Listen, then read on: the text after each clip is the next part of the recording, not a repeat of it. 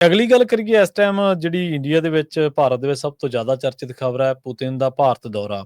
ਇਹਨੂੰ ਕਈ ਪਹਿਲੂਆਂ ਤੋਂ ਦੇਖਿਆ ਜਾ ਰਿਹਾ ਪਰ ਕਹਿੰਦੇ ਵੀ ਜੇ ਇਹਦਾ ਤੱਤਸਾਰ ਕੱਢੀਏ ਤਾਂ ਤੱਤਸਾਰ ਇਹੀ ਹੈ, ਸਮਝੌਤੇ ਘੱਟ ਹੋਇਆ ਤੇ ਸੈਰਾਂ ਵੱਧ ਹੋਈਆਂ ਜੀ।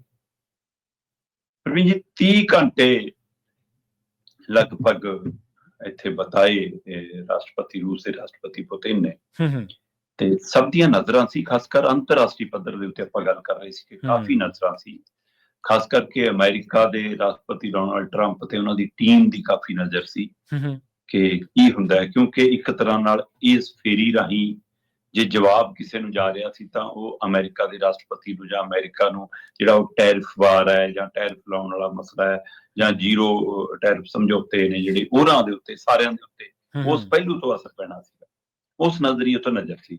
ਠੀਕ ਹੈ, ਆਏ ਰਾਸ਼ਟਰਪਤੀ ਸਾਹਿਬ ਨੇ ਉਤਰਦੀ ਸਾਰੇ ਪ੍ਰਧਾਨ ਮੰਤਰੀ ਦੀ ਗੱਡੀ 'ਚ ਬੈਠੇ, ਨਰਿੰਦਰ ਮੋਦੀ ਦੀ ਉਹਦੇ ਘਰੇ ਗਏ, ਰੋਟੀ ਖਾ ਲਈ, ਸਵੇਰ ਚੜ ਗਈ, ਗਾਰਡ ਆਫ ਆਨਰ ਲੈ ਲਿਆ, ਗਾਂਧੀ ਜੀ ਦੀ ਸਮਾਧੀ ਤੇ ਜਾ ਕੇ ਫੁੱਲ ਚੜਾਤੇ, ਫਿਰ ਮੀਟਿੰਗਾਂ ਦਾ ਦੌਰ ਸ਼ੁਰੂ ਹੋਇਆ।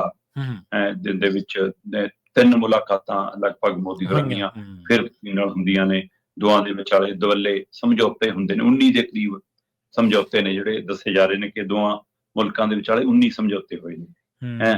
ਤੇ ਜੀ ਮੋਦੀ ਨੇ ਭਾਰਤ ਰੂਸ ਦੀ ਦੋਸਤੀ ਨੂੰ ਧਰੁਵ ਤਾਰੇ ਵਾਂਗ ਚਮਕਦੀ ਦੋਸਤੀ ਕਰਾਰ ਦੇਤਾ, ਹੈ ਨਾ। ਪੁਤਿਨ ਨੇ ਵੀ ਕਹਿਤਾ ਕਿ ਮਤਲਬ ਕਿ ਵੀ ਇਹ ਨਰਿੰਦਰ ਮੋਦੀ ਉਹਨੇ ਜਿਹੜੇ ਕਿਸੇ ਮੂਹਰੇ ਝੁਕਦੇ ਨਹੀਂ ਜੀ, ਅਸੀਂ ਤੇਲ ਦਾ ਵਪਾਰ ਜਾਰੀ ਰੱਖਾਂਗੇ, ਕਰਦੇ ਰਵਾਂਗੇ। ਠੀਕ ਹੈ, ਬਿਆਨਬਾਜ਼ੀ ਹੋ ਗਈ। ਉਹ ਤੋਂ ਬਾਅਦ ਫਿਰ ਸਾਂਝੀਆਂ ਪ੍ਰੈਸ ਕਾਨਫਰੰਸਾਂ ਹੋ ਗਈਆਂ ਤੇ ਫਿਰ ਰਾਸ਼ਟਰਪਤੀ ਦੇ ਘਰੇ ਫਿਰ ਰੋਟੀ ਹੋ ਗਈ।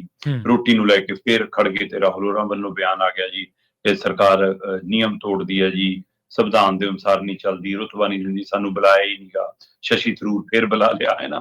ਸੋ ਇਸ ਲਈ ਇਹ ਵੀ ਵਿੱਚ ਚੱਲਦਾ ਰਿਹਾ। ਪਰ ਮੈਂ ਸਮਝੌਤੇ ਦੇਖ ਰਿਹਾ ਸੀਗਾ ਕਿ ਜੋ ਸਮਝੌਤੇ ਹੋਏ ਦੋਵਾਂ ਦੇ ਵਿਚਾਲੇ, ਉਹਨਾਂ ਚੋਂ ਇੱਕ ਤਾਂ ਕੋਈ ਵੱਡੀ ਡੀਲ ਨਹੀਂ ਹੈ।